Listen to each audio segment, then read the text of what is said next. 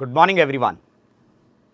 आज के वीडियो में मैं अपनी पूरी कोशिश करूंगा कि उन बच्चों के मन से डर को पूरी तरीके से हटाया जाए जो बच्चे सर्विस सिलेक्शन बोर्ड में पर्सनल इंटरव्यू के नाम से थोड़ा डरते हैं। जी हाँ, इंटरव्यू शब्द ही ऐसा है कि अगर ये शब्द किसी बड़े से बड़े इंसान के सामने भी कहा जाए कि आज आपका इंटरव्यू है, तो उनके मन में भी थोड़ा डर आता है, थोड़ी धड़कनें बढ़ती हैं। लेकिन सभी सर्विस सिलेक्शन बोर्ड एस्पिरेंट्स को ये समझना होगा कि ये इंटरव्यू से ज़्यादा स्ट्रक्चर्ड पर्सनल इंटरैक्शन है। पर्सनल इंटरैक्शन, पर्सनल बातचीत। और when we try to interact, the first thing which is noticed is your happiness, interest of interaction. Structured personal interaction जब मैंने कहा तो उसमें दो बातें हमारे दिमाग में आती हैं। एक, जो कैंडिडेट अपना PIQ फॉर्म भरते हैं उसके आधार पर कुछ अपनी इंफॉर्मेशन वो इंटरव्यूइंग ऑफिसर को प्रोवाइड करते हैं। आपके पर्सनल इंटरव्यू में PIQ फॉर्म का बहुत बड़ा रोल होता है। That is called generated persona of a candidate. आपके द्वारा दी गई जानकारी से जो आपके असेसर ने आपके बारे में जानने की कोशिश की। अभी आपका उनका आमना सामना नहीं हुआ है, लेकिन आपको इंटरव्यूइंग प्रोसेस में बुलाने से पहले जो आपका PIQ फॉर्म उन्होंने पढ़ा, जो जानकारी आपने उसमें लिखी है, उसके आधार पर उन्होंने अपने दिमाग में आपकी एक छवि तैयार की है, जिसको हम कहते हैं जनरेटेड पर्सोना। जब आप PIQ फॉर्म भरते हैं तो उसको साफ सुथरा भरें। पूरा PIQ फॉर्म कैपिटल लेटर्स में ना भरें। और PIQ फॉर्म को अगर आप गौर से देखें तो एकेडमिक परफॉर्मेंस तक ये मैंडेटरी पार्ट होता है PIQ फॉर्म का। उसके बाद सभी पॉइंट्स ऑप्शनल होने लग जाते हैं। कुछ कैंडिडेट्स उन पॉइंट्स को खाली छोड़ देते हैं, कुछ कैंडिडेट्स उन पॉइंट्स को अच्छे ढंग से भर पाते हैं। Like your participation into NCC, your participation into various games and sports activities, your participation in various extra curricular activities, what all opportunities or what all responsibilities you held during your school or college days। इस प्रकार की जो जानकारी है, आपकी hobbies, आपके interest, इन जानकारियों को ऑप्शनल के तौर पर देखा जाता है। मतलब कुछ कैंडिडेट्स इसको भर पाते हैं सही ढंग से, कुछ कैंडिडेट्स का ये भाग जो है PIQ फॉर्म का खाली रहता है। और आपके पर्सोना को तैयार करने में शायद सबसे बड़ा रोल इस भाग का होता है। उसके बाद जो PIQ फॉर्म से इंफॉर्मेशन आपने दी, उसके साथ एक और चीज़ जोड़ी जाती है, that is called CIQ, comprehensive information questionnaire. There are 6 CIQs, 6 CIQ, और आपके PIQ के द्वारा दी गई जानकारी के आधार पर इस इंटरैक्शन को बुना जाता है। जब इस इंटरैक्शन में आप आते हैं या पर्सनल इंटरव्यूइंग प्रोसेस में जब आप जाते हैं तो कुछ चीज़ों का ध्यान रखना चाहिए कैंडिडेट्स को। अगर इसे बेहतर बनाना है कैंडिडेट्स को तो एक टर्म दिमाग में रखिए जिसको कहते हैं हम S कनेक्ट। S कनेक्ट क्या है, चलो इसको समझते हैं। S stands for stay in present moment. पुरानी चीज़ों को, पास्ट को बिल्कुल कैरी ना करें।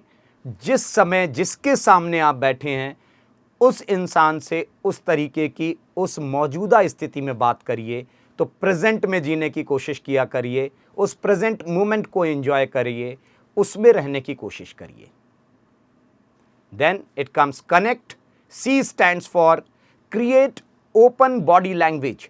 आपकी शारीरिक भाषा बहुत सहज नज़र आनी चाहिए, डरे सहमे ना बैठें, बिल्कुल सहजता के साथ अपनी बॉडी लैंग्वेज से आप बहुत कुछ रिफ्लेक्ट करते हैं। When it comes on to the communication, 55% role is played by your non-verbal communication skills, which includes your body language, your facial gesture, your confidence level, your eye contact. So there are many things जिसमें आप जो है non verbal gestures से बहुत कुछ convey करते हैं.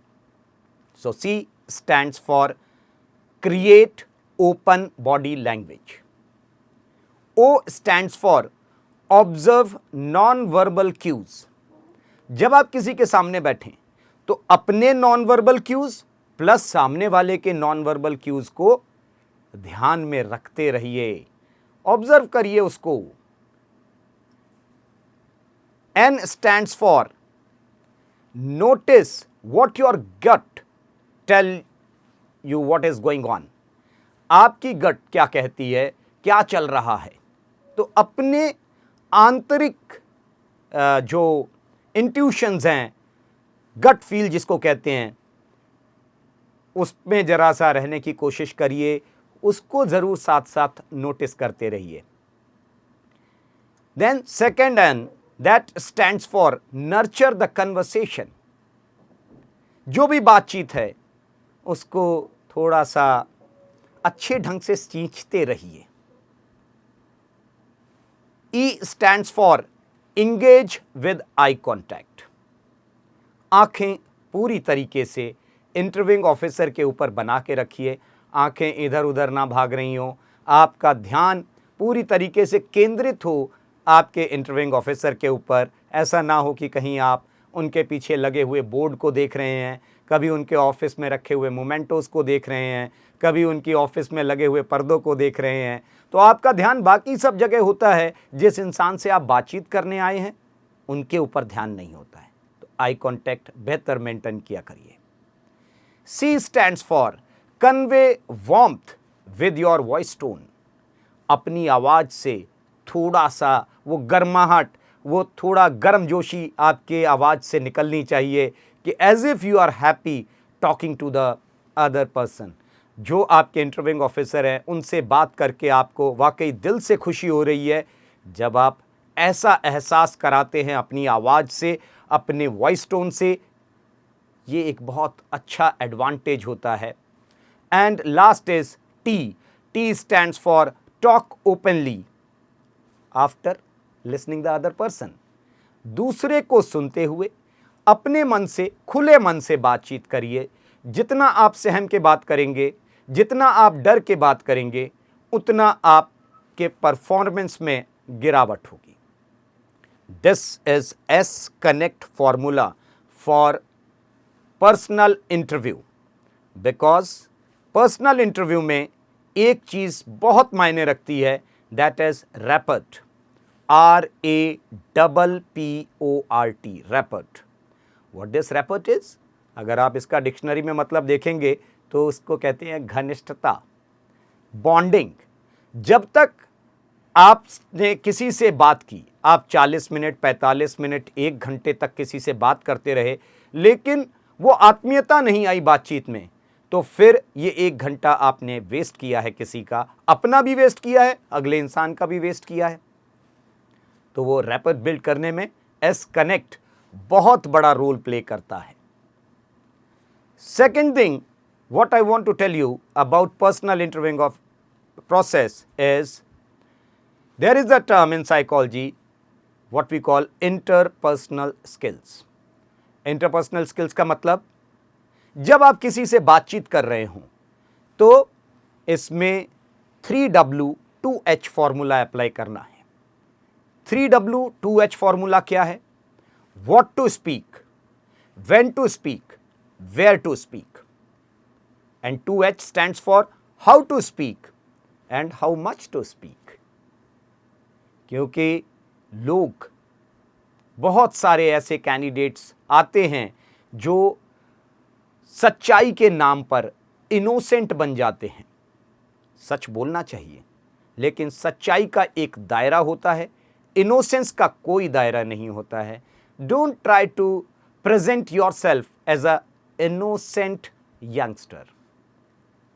जब आप बिल्कुल मासूम की तरीके से बिहेव करने लग जाते हैं कि सच्चाई के नाम पर कुछ भी बोलते हैं, खास करके यंगस्टर्स जब इंटरव्यू में आते हैं ये गर्लफ्रेंड बॉयफ्रेंड के इश्यूज़, ये पारिवारिक दिक्कतें, परिवार के झगड़े, घर में लोगों की कमियां, जब इस तरीके की चीज़ें ज़्यादा दिमाग पे हावी होती हैं और सच्चाई के नाम पर जब आप वो बताना शुरू करते हो, it means you are not good with your interpersonal skills. So जो आपके जीवन में घट रहा है वो हो सकता है सच है, मगर आप किसी सीनियर आर्म फोर्सेस ऑफिसर के सामने बैठ कर के पहली बार बातचीत करने आए हैं, पहली बार बातचीत में सारे दुख दर्द ना सुनाएं। आप एक खुश मिजाज यंगस्टर के तौर पर सामने बैठें। आपके इंटरव्यूइंग प्रोसेस में काफ़ी हद तक इन चीज़ों से सुधार होता है। आपकी अपनी व्यक्तिगत जानकारी आपको पूरी होनी चाहिए, आपके अपने बारे में, आपके परिवार के बारे में, आपकी जगह के बारे में, आपके दोस्तों के बारे में, आपके स्कूल के बारे में, आपके सब्जेक्ट्स के बारे में, आपके टीचर्स के बारे में, जो गेम आप खेलते हैं उसके बारे में, जो हॉबी आप कैरी करते हैं उसके बारे में। ये बुनियादी जानकारी है जिसको आप और ढंग से कवर कर सकते हैं। इसके अलावा 95% इसके अंदर ही है पर्सनल इंटरव्यू आपका। 5% रोल आता है आपके करंट अफेयर्स का, लेकिन उससे ये ज़रूर पता चलता है कि ये यंगस्टर अपने आप को कितना अवेयर रखने की कोशिश करता है। आज की दुनिया में जहां बहुत सारे साधन हैं आपके पास, हर किसी के हाथ में मोबाइल है, भारत में आप रिचार्ज कराते हैं तो फ्री डाटा आपको मिलता है। वो डाटा आप कहां खर्च करते हैं?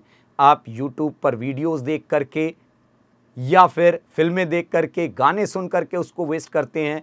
उससे बेहतर है कि थोड़ा न्यूज़ भी देख लीजिए कि क्या चल रहा है देश दुनिया में, क्या नई चीज़ें हो रही हैं, और उससे जब आप अपने आप को अवेयर रखते हैं तो वो 5% अपने आप सुधर जाता है।